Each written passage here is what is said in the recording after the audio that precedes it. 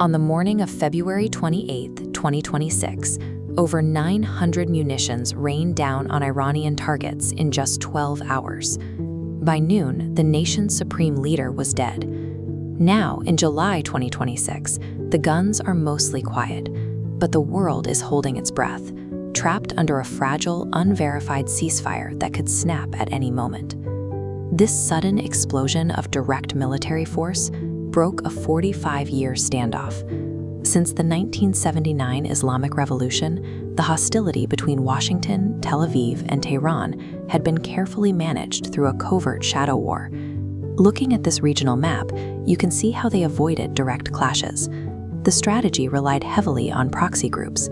Funding and weapons flowed from Iran to militants like Hamas in Gaza and Hezbollah in Lebanon, keeping the violence indirect.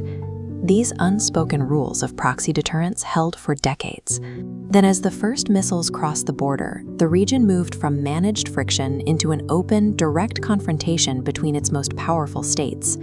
The diplomatic unraveling started years earlier, when the United States walked away from the nuclear deal in 2018. It removed the ceiling on Iran's weapons program. Tehran quietly rebuilt its uranium stockpile in response. The proxy strategy began to fail in April 2024. An Israeli strike hit the Iranian consulate in Damascus, directly killing senior officials. The fuse was officially lit. This chart plots the intensity of military exchanges. You can see the escalation clearly, spiking into the 12-day war in June 2025. Before a pause was called, Iran fired over 500 missiles and 1,000 drones. It was a brutal preview of the collapse to come. By late 2025, the Iranian government was rotting from within. Crippling inflation and extreme economic isolation sparked massive civilian protests across the country. The regime crushed them by force.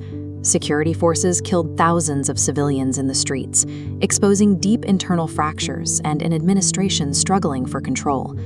Israeli and American leadership recognized this domestic instability. They saw a strategic window to aggressively end the decades-long standoff while the regime was at its weakest. The final diplomatic barrier fell on February 27, 2026, when late-stage negotiations in Oman collapsed entirely. The next morning, the US and Israel launched Operation Epic Fury.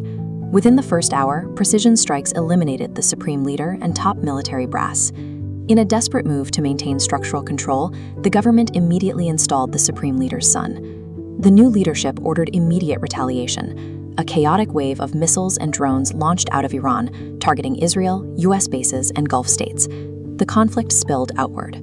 A US submarine sank an Iranian warship, and Hezbollah activated a massive new front. With Hezbollah in the north and the US in the Gulf, the old strategy of proxy-only warfare was dead. In its place stood a regional conflict that pulled in every major power simultaneously. This map shows the Strait of Hormuz. As soon as the physical warfare started, Iran threatened to shut down this specific choke point, the required route for 20% of the world's oil supply. That threat instantly triggered a global economic crisis. The market damage was immediate. Global oil prices spiked 11%, and maritime shipping insurance premiums jumped 6 times their normal rate. Analysts warned a prolonged blockade threatened European economies with stagflation. Despite vast military technology deployed on all sides, the global economy remained dangerously at the mercy of a single, highly vulnerable Middle Eastern waterway. That brings us to July 2026. An April 8th ceasefire is technically in place, but it hasn't fully held. Accusations of covert attacks on commercial shipping continue. The massive economic risk forced a physical infrastructure workaround. The US and Oman rapidly built a new logistics corridor that entirely bypasses the Strait of Hormuz.